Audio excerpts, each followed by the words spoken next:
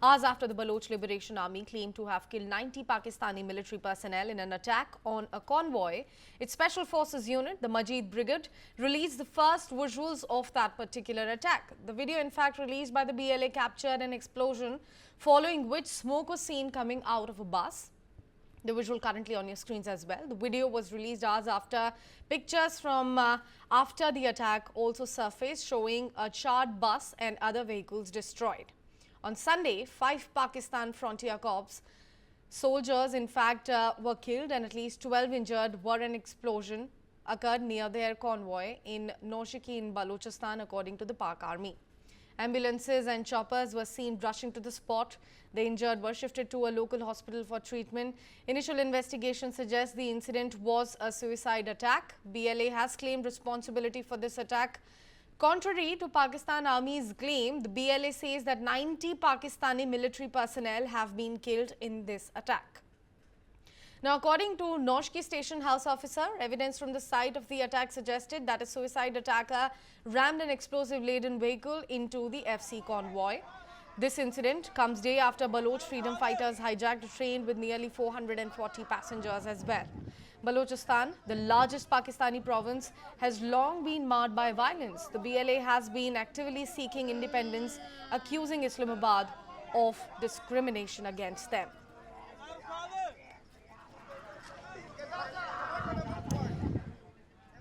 To speak on the matter, we have our guest joining us this morning, Defence and Strategic Expert, Major General retired Sanjay Meston. Sir, thank you so much for speaking to News 9. Last time when we spoke about the hijacking case, sir. This time around, we are speaking about another attack that has happened and the responsibility of which has been claimed by BLA yet another time. How do you exactly see this development? First, let's talk about that. Absolutely. See, the whole issue is, firstly, why is the BLA doing? Obviously, they are doing for an independent homeland. That is, they are fighting for liberation of their Balochistan. Their intent is very clear. Now, the two attacks have happened just in a matter of 4 to 5 days. This shows that they have built up a proper maintenance of momentum, and the intent is obviously targeting the Pakistani soldiers or the Pakistani establishment. That is the intent, so that the message is driven home by them that we are not going to accept terrorism, which has been, lashed out by the Pakistan army on the innocent Balochis. That is the whole issue. And therefore, now the pace of momentum of these attacks have just picked up. And let me tell you, both of these attacks have been extremely huge in quantum. The train hijack itself was a very, very new technique or tactics, I would say. And of course, there's attack on the bus has been also incidentally absolutely very precise oriented attack. The way a vehicle-based IED has struck the first bus, and I think the second bus was struck by a rocket launcher, and thereafter some firing has been done. Now, Pakistan has obviously been in a state of denial, firstly in terms of its casualties. In the first case, obviously, I've heard many of the Pakistan analysts on the TV channels. They have been stating one thing very clear, that their stated strategy is not to have any dialogue with the Baluchis, with the BLA. And if they were not ready to have any dialogue, obviously the BLA had given them a 48 hours ultimatum that they will eliminate all their 214 soldiers in the train hijacking case. And as a trailer or a prelude to that, every 1 hour, I think they were killing about 10 to 20 of these apprehended soldiers. But Pakistan army was so adamant that rather than negotiating and seeking the release of their own brothers in arms, own comrade in arms, I think they chose the other hard option of just going and attacking everyone. In the bargain, they lost all their 214 killed. They can keep saying we only lost about 7 killed. That is totally their imagination. No one can believe that, because organization like BLA, if they had given a this thing deadline of 48 hours, I think they were very, very clear in their target and their intent and their aim. Now, coming on to this bus attack again, the intent was very clear. And if you see, the first vehicle has been totally mangled very, very badly. It was a huge explosion. There was a fireball, and thereafter you can see solid smoke and the remnants of that bus. Obviously, in a bus, I think about 40 to 45 passengers would have been there, the soldiers of Pakistan Army. And in this bus, first bus, I'm quite sure everyone would have died, or if not died, majority of them would have sustained such injuries that probably they will lead to fatal casualties. The second bus, obviously, the Pakistan army has stated that three of the terrorists or the freedom fighters were shot dead. So if they were shot dead, that means they were present in this ambush. And after the initial attack on the other bus by a rocket, they have definitely fired some weapons and killed some people. So if not 90, my assessment is at least 45 to 50 Pakistan fatal casualties would have been there. But they have just, stated that very few people, I think four of them or six of them have died. So they are in a state of denial. And what is so apprehensive that they are not even owning up how many number of their soldiers are died, because if they do that, there will be rebellion among the soldiers, because now soldiers also, see, they would start questioning the efficacy or their leadership of the officers, because in all these both these ambushes, I think it is the young officers or the jawans who have died, not the senior officers. The senior officers have a better way of travel. They travel by air, whatever it is, and therefore they are not prone to such attacks. And their drills have been so lax. I would say, you see this convoy attack, it's through a built up area. It's in a village area. There are no road opening parties. Obviously, if they are being targeted and close to villages, they know the local population is supporting the BLA. So they have to have some road opening parties, which has not been done. Similarly, in the train case, they have not. That's the only one train, and they know that BLA is targeting them. So the soldiers were unarmed. They had no escort, and even in this one, I fail to understand, if there were seven vehicles, only two were targeted. What has been the response of the balance of the soldiers?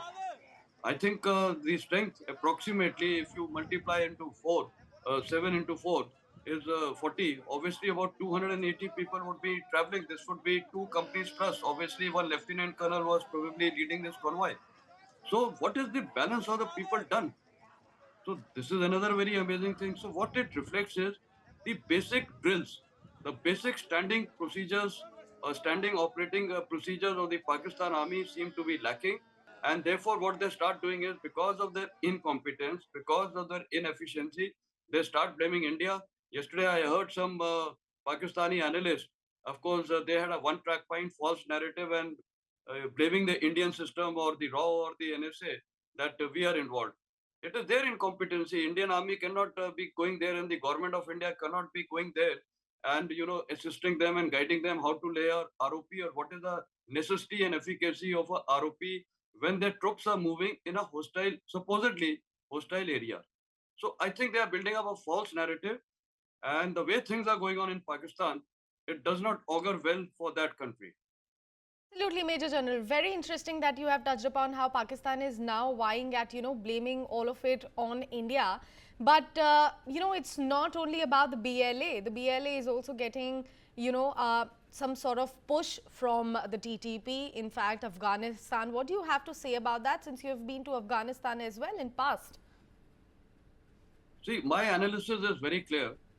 All these terrorist groups, especially the Afghan Taliban and the so-called Mujahids who had fought the Soviets, and thereafter they also fought the United States, and they were supporting the Afghan Taliban and sheltering them. And incidentally, President Trump was lured into Pakistan establishment in having peace talks with the Taliban. And surprisingly, who were present in those peace talks were only the US delegation and, of course, the Afghan Taliban and the Pakistanis. The local government of Afghanistan under Ashraf Ghani was never even called. So what I'm trying to say is, Pakistan's strategy has been, they always have a false narrative. They can fool countries like America. And my experience over there was, I used to meet top American four-star generals, three-star generals from other countries, France, UK, etc. Somehow they knew in their heart that Pakistan is fooling them. But unfortunately, they had their hands tied, because their logistics was through Pakistan. So therefore, they had no choice. And when they used to go and meet their Pakistan army chief, that time Ashraf Ghani, they used to even raise a lot of questions to him, but they were convinced that Pakistan is fooling them, but unfortunately they got fooled. Anyway, that's a different story. But what the question you have raised is that all these Taliban were created by them. And I had met some Taliban who had surrendered or who were living normal life.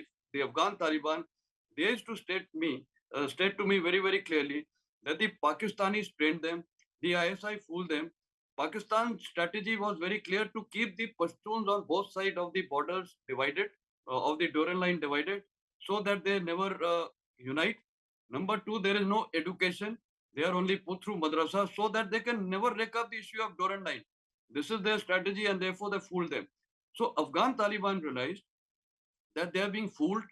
Their own country people or their own tribe, the ethnicity tribe of Pashtuns is being killed. So they realized it, and therefore, very skillfully, I would say Afghan Taliban sat with the United States for the talks, and thereafter we know what is history. And 2021, 15 January, they were in power, the Afghan Right. Taliban. And thereafter, the Afghan Taliban has now started hitting Pakistan very, very badly.